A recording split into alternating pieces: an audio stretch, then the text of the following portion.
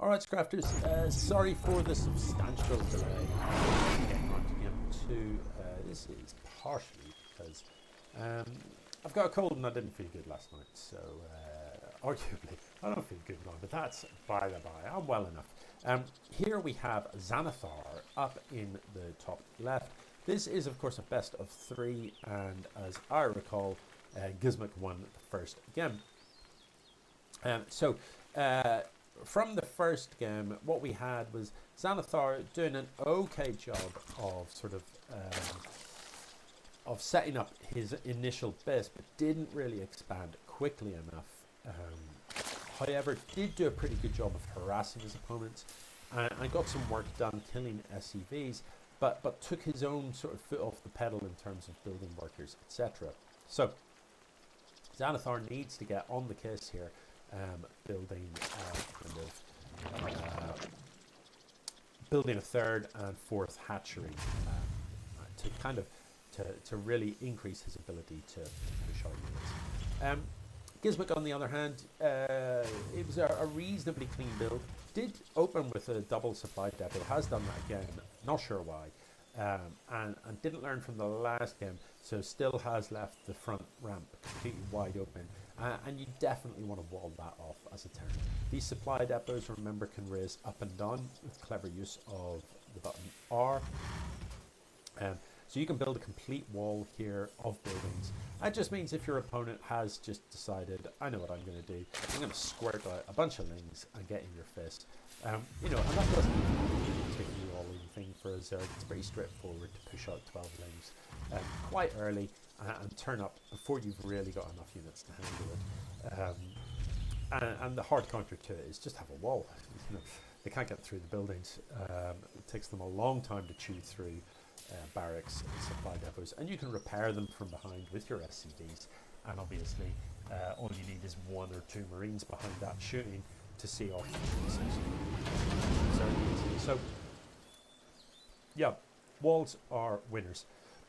Apologies.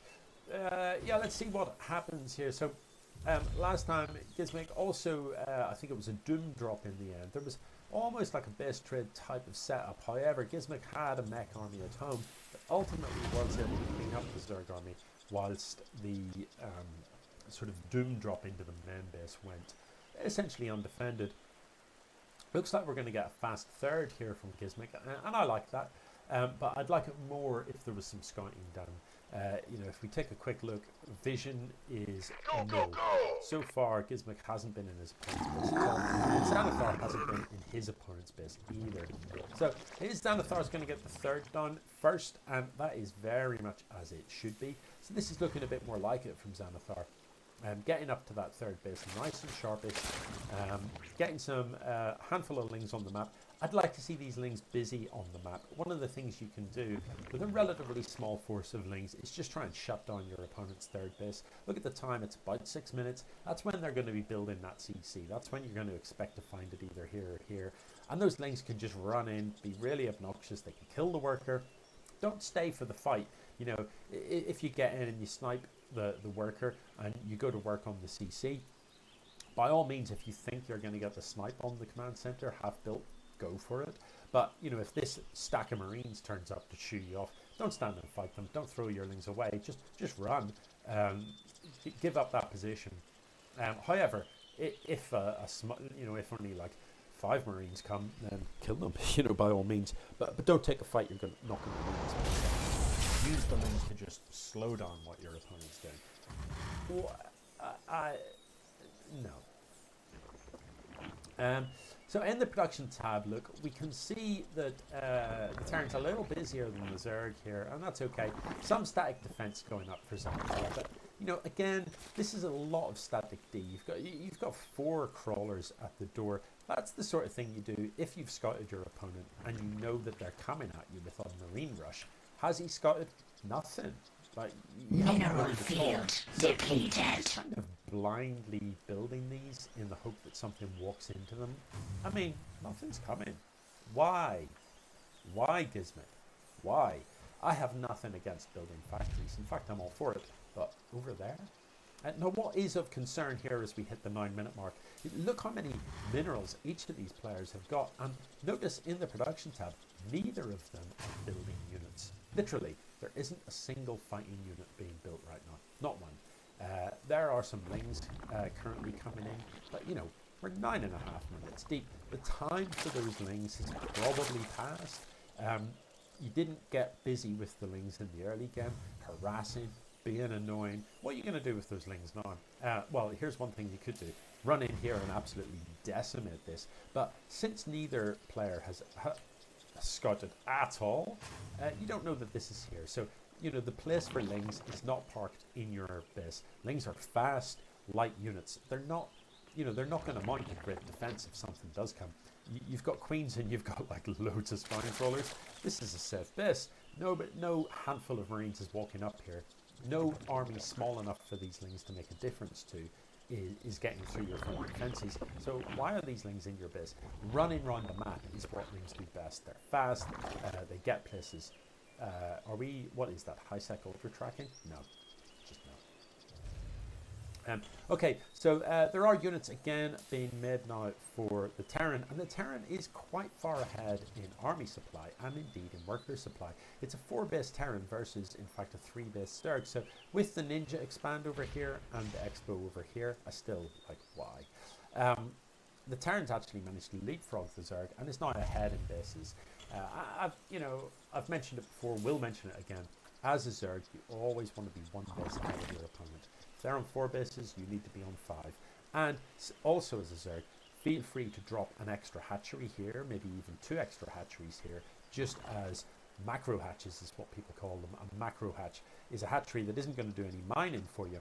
All it's going to be there for is providing larvae so that you can turn your mineral bank into money. This marine's going to stroll up here and just take a little peek.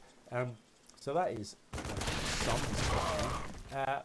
That marine has not died in vain. If gzmq was watching, he'll have seen that died to mostly lings and might have caught a glimpse of the odd roach or two. Now this army isn't going to do much. It is massively outnumbered by the Terran, and if we look at the quality of the Terran army, it's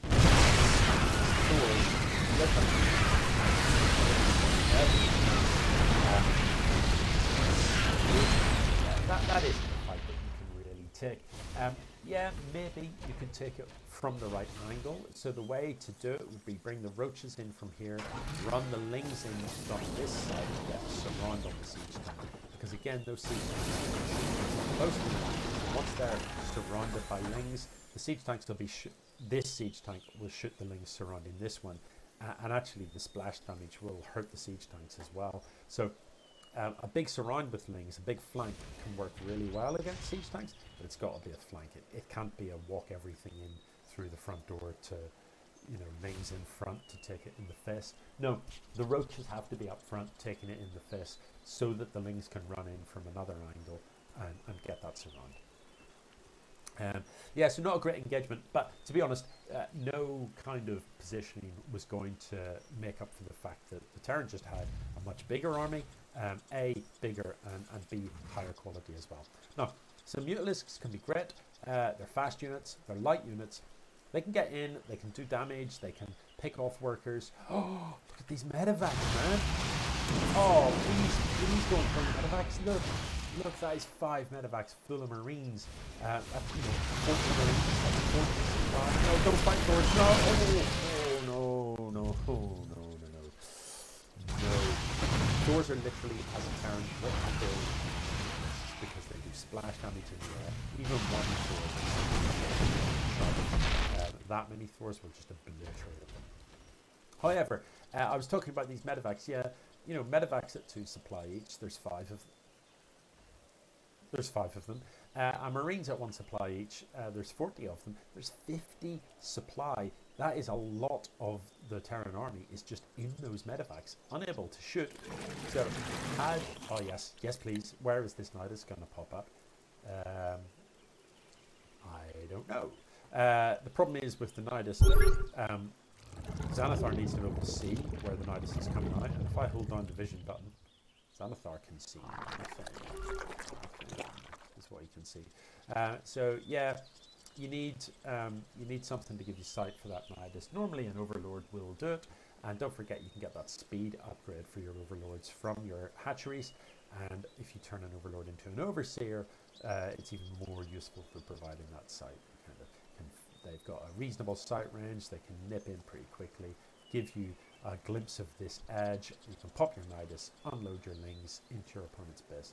And that's a great late game tactic when you've got a huge mineral bank. Pump 40 Lings into the back of your opponent's base. Force them to do something defensive. Force them, Thors and siege tanks move very slowly, and trying to get Thors and siege tanks through a wall is really awkward. They barely fit, they get in each other's way. It can take them a long time to respond, and even when they do respond, they're not that great against spread out Lings. The siege tanks are sieged up, but Thors really aren't. So, a little Midas here with Lings just all up in this could get a lot of work done. And more importantly, would pull all these units out of position so that then a frontal attack from roaches can run and wreak some havoc. I am a little concerned though. The army supply, the Terran's 50% larger army, and again, the quality of that army is pretty substantial. The Zerg army, roaches, not gonna do that well. The upgrades it's an upgrade lead as well for the Terran. So the Terran stuff is 2-2. Simply stuff. These for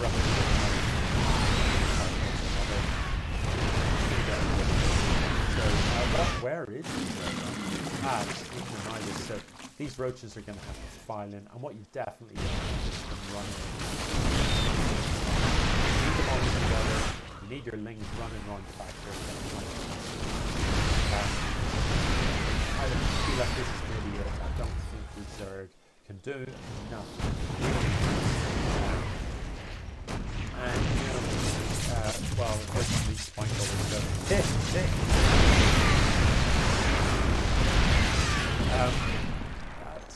I've never seen so many Vipers. What are you going to do with them? I don't think a lot of them have enough energy. Oh god, no. Here comes. I'd forgotten about the medevac, so that happening the whole time and I didn't even see it. Yeah, these Marines are basically uncontested. Once they knock up here, they give us sight. But literally this stuff has that. Unstoppable. Vipers don't shoot. Flying them above all these turrets definitely didn't help. So, FYI, Vipers, spellcasters, do have spells, including where they kind of harpoon a thing and pull it towards them. So that would have been useful here because you had like 4 spine crawlers. You could have grabbed a siege tank and yoink into spine crawler range and then kill it. Don't yoink something unless you've got the stuff to kill it. Other spells are Parasitic Bomb, which hits a flying unit and does damage to it over time. It kind of gives it a parasite or whatever. It does damage to it over a time, but it also does splash damage to surrounding units for that time as well. Anyway, GG guys, it is gzmq that goes through to